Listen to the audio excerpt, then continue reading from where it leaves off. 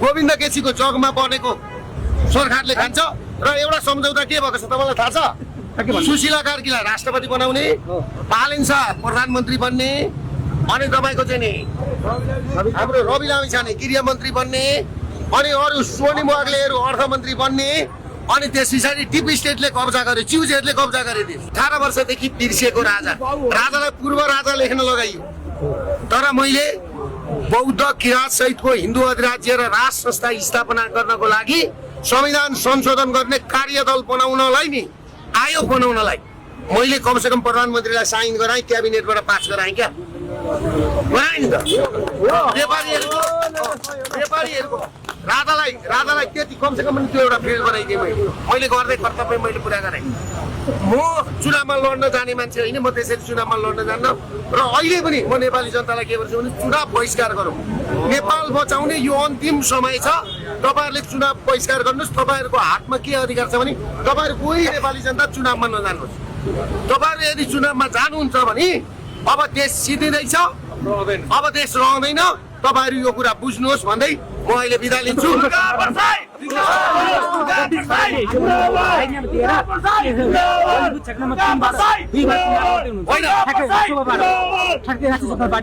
मैले भने त मैले त्यो यो पत्रकार सम्मेलन अस्ति गरेको बेलामा भोलि बालनले राजीनामा दिन्छन् 4 गते भनेको थियो, दिए होइन? अनि हाम्रो उसले के अरे जगदीश खरेलले दिए, महावीर कुण्डले दिए। गोविन्द केसीको जगमा आएको चिजहरू छ नि सबै बारबारा फाउन्डेसन एनइडी सबै होइन एउटै एकै ठाउँमा आयो होइन। अब बुझ्नुहोस्, गोविन्द केसीको जगमा बनेको सरकारले खान्छ र एउटा सम्झौता के भएको छ तपाईँलाई थाहा छ? सुशीला कार्कीलाई राष्ट्रपति बनाउने, पालन शाह प्रधानमन्त्री बन्ने, अनि तपाईँको चाहिँ नि हाम्रो रवि लामिछाने गृहमन्त्री बन्ने, अनि अरू सोनिम वाग्लेहरू अर्थमन्त्री बन्ने, अनि त्यस पछाडि टिप स्टेटले कब्जा गर्यो, च्युजहरूले कब्जा गरे देश। च्युजहरूले कब्जा गरे होइन। गगन थापा नेपाली काङ्ग्रेस र रासपा भनेको एउटा पैसाको दुईटा पाटा हो, एउटा सिक्काको दुईटा पाटा हो। यो कुरा बुझ्नुहोस्। उनीहरू कहीँ मिलाउने मान्छे अर्कै छ। म पत्रकार सम्मेलन गरेर भन्छु आन्दोलनको विषयमा।